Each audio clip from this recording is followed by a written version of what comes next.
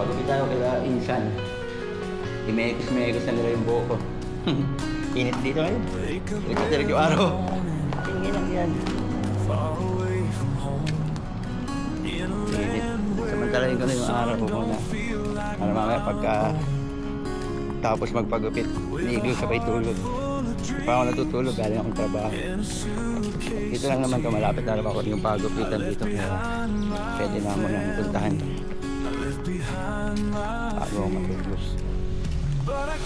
Wait na 30 araw. Baka mangitim ako. Hindi naman pumuti.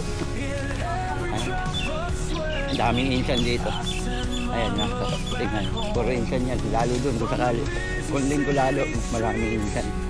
Nakatambay dun kami. Pupuntahan ko ngayon sa Almaya.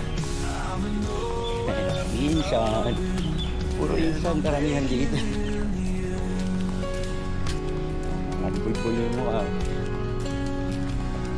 Kakapal naman yung balbas mga yan. Kaya ako magpapagupit tayo sa ano, sa PIC namin. Isa din siyang insan.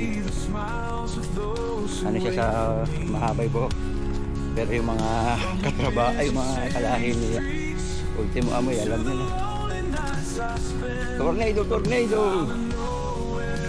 Tapos sila pa itong masuselan. Kaya na! Tapos ngayon doon tayo magpapagupit kaya yung friend. Anak, may sibulo itong kamay. Malapit lang naman yun. Kaya lang hindi ako sigurado kung bukas na yun. Sana bukas siya, kaya hindi na ako bumalik mamaya. Dire-diretso yung pagupit. Gusto ko sana umuwi ng Pinas na ano, na naka long hair muna, tapos saka din ako magpapagupit bago ako umuwi dito. Kaso wala na, kailangan na magpagupit. Nakabuka ako. Dito ang supermarket dito, Almaya.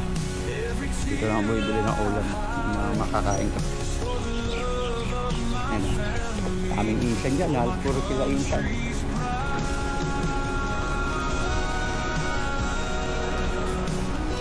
Insan.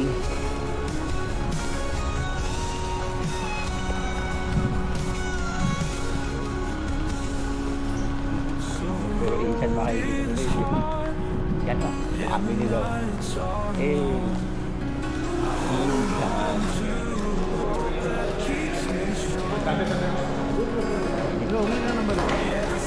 Puro insan yan.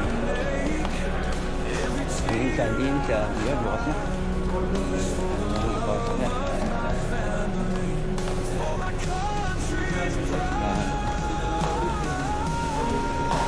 Sana, nagagat mga kapagupit ko.